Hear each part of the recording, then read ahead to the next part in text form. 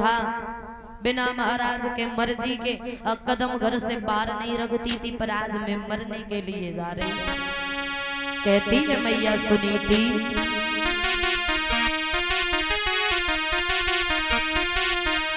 आरी मोया दिपिया तेरी आई रही है, मैं तो जा रही हूँ।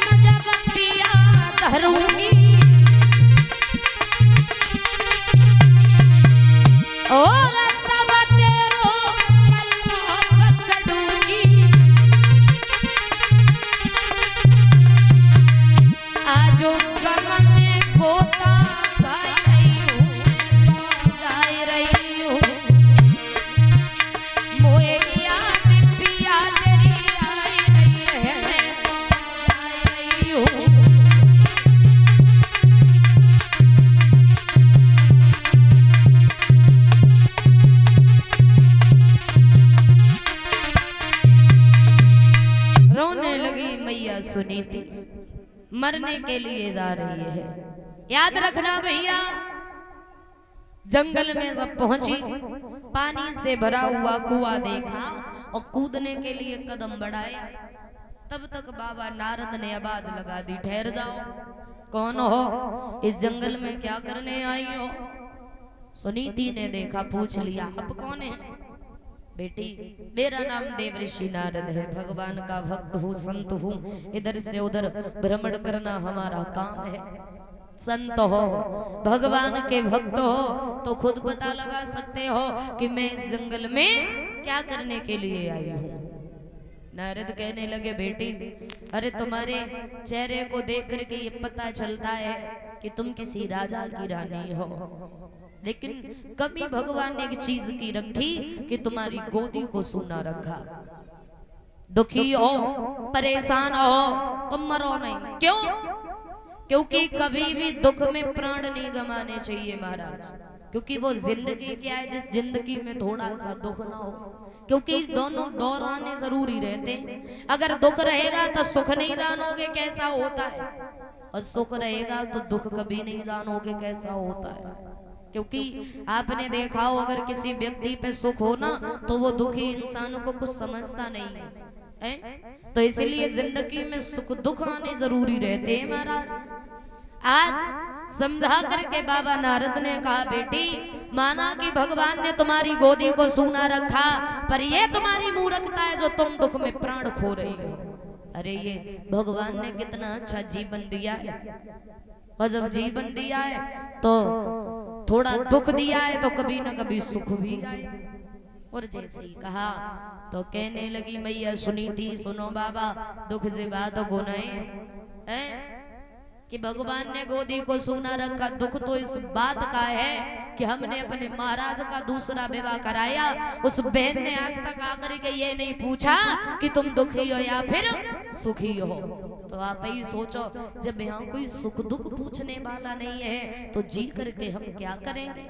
इससे अच्छा है हम अपने प्राणों को गंवा दें। बाबा नारद बोले नहीं बेटी मरो नहीं, जाओ मैं तुम्हें वचन देता हूँ, तुम्हारे गर्भ से वे कितना सुंदर बालक जन्म लेगा।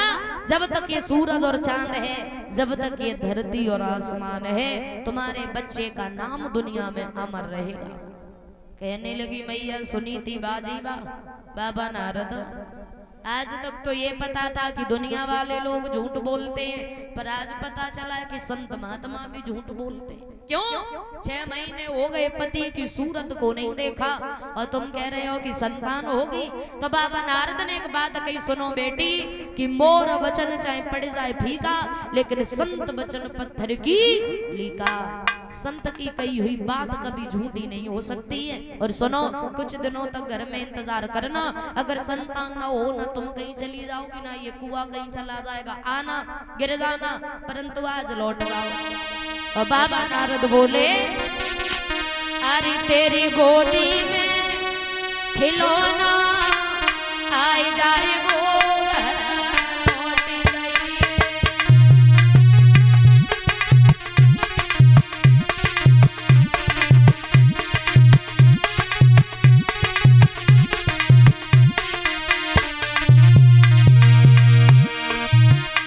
गोदी में ललाए को आए जाए वो घर लौट गई।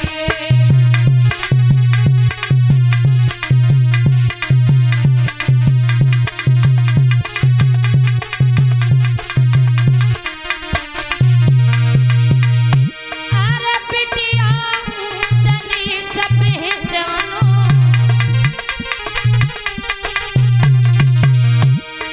और मर बेटी सिद्धिमती ठानो, तेरो सूखो बागा हरियाई जाए वो घर लौट गई। गोदी में खिलौना आई जाए वो घर लौट गई।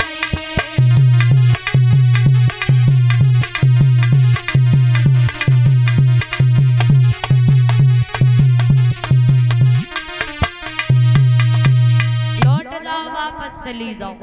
जैसे ही कहा तो मेरे भैया रानी सुनीति वापस लौट के आई, आकर के लेट गई, परंतु नींद नहीं आई। क्यों? एक बात सोच रही है, कौन सी? कब आएगा वो दिन जब हमारे घर छोटा सा बच्चा जन्म लेगा, दुनिया के लोग हमारा नाम सम्मान से लेंगे, मेरा बेटा गांव के बच्चों के साथ में खेलेगा। सुबह जब हुआ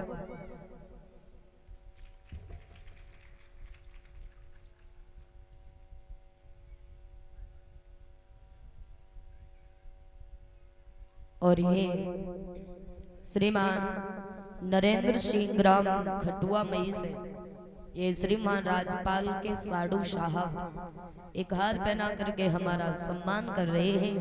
और एक एक हार परीक्षित महाराज यज्ञपति जी और उनकी धर्म पत्नी जी के लिए, और 11-11 रुपए से हमारे स्टाफ को सम्मानित कर रहे हैं। कामना करेंगे भगवान कन्हैया भैया जी के जीवन में सुख शांति बनाए रखे, कामना आकांक्षा है प्रभु से। बोलिए बांके बिहारी लाल की। एक प्यारा सा कीर्तन तालियों के साथ हमें बोलेंगे।